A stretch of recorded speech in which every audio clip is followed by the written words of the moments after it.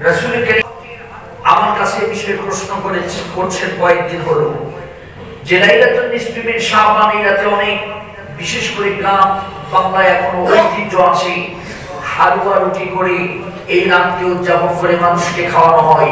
বিষয়টা ইসলামের কোরআন এবং হাদিস থেকে কতটুকু সত্যতা কিভাবে দেখছে এই বিষয়টা আমাদের মাঝে উঠিয়ে ধরবে।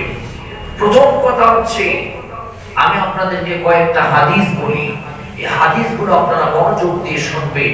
প্রথম কথা, হালুয়া রুটি খাওয়ার ব্যাপারে ইসলামে কোনো আপত্তি নাই, তবে নির্দিষ্ট করে এই রাতে হালুয়া রুটি করতেই হবে এটাকে যদি কেউ ইবাদত মনে করে সে বিদআত করলো, আর বিদআত করার কারণে সে জাহান্নামে চলে যাবে।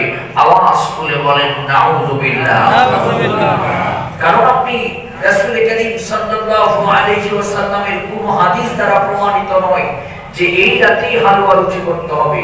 হ্যাঁ, মানুষকে খাবার খাওয়ানো এটি একটি ইবাদত, নিঃসন্দেহে একটি ভালো কাজ হচ্ছে মানুষকে খাবার খাওয়ানো।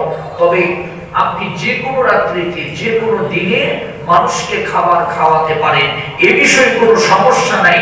কিন্তু নির্দিষ্ট করে যদি ভাবেন যে এই রাতেই আপনাকে খাওয়াতে হবে, এটি না করলে গুনাহ হবে, এটি একটা ইবাদত, তাহলে আপনার এই যে খাওয়াচ্ছেন এটা বিদআতে পরিণত হবে।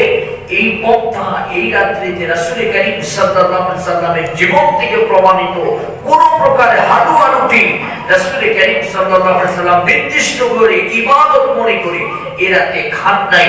জোরে বলেন সুবহানাল্লাহ। নির্দিষ্ট ইবাদত মনে করে, এটা একটা ইবাদত অনেকে মনে